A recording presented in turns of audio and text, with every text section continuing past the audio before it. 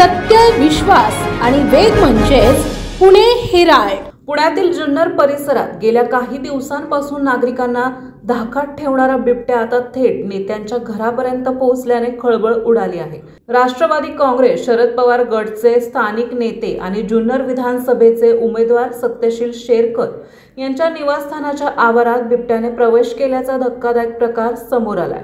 या संपूर्ण घटनेचा व्हिडिओ सीसीटीव्ही कॅमेऱ्यात कैद झाला असून हा व्हिडिओ सध्या सोशल मीडियावर मोठ्या प्रमाणात व्हायरल होत आहे। घटनेची वेळ 5 नोव्हेंबरची रात्र 9:21 असल्याचं समजतंय। सीसीटीव्ही फुटेजनुसार एक तरस मागं लागल्याने बिबट्याने शेरकर यांच्या बंगल्याभोवती असलेल्या कंपाऊंडच्या भिंतीवरून उडी मारून आत प्रवेश केला। विशेष म्हणजे या कंपाऊंडला उच्च क्षमतेचे इलेक्ट्रिक फेन्सिंग बसवलेले असून त्यात तब्बल 9000 व्होल्ट इतका करंट प्रवाहित होता।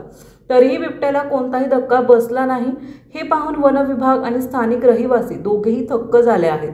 बिबट्या काही वेळ या परिसरात फिरत राहिला। त्या दरम्यान फेन्सिंगशी जोडलेले सायरन यंत्रणा वाजली, मात्र तो न घाबरता आत फिरत राहिला, नंतर बाहेर निघून गेला। या प्रकारानंतर सुरक्षेबाबत गंभीर प्रश्न उपस्थित झाले आहेत। राज्यात सध्या बिबट्याच्या हालचाली वाढल्याने शासनाने झटका देणारी शॉक मशीन बसवण्याची मोहीम सुरू केली आहे। मात्र या घटनेमुळे अशा यंत्रणाची परिणामकारकता कितपत आहे याबाबत शंका निर्माण झाली आहे।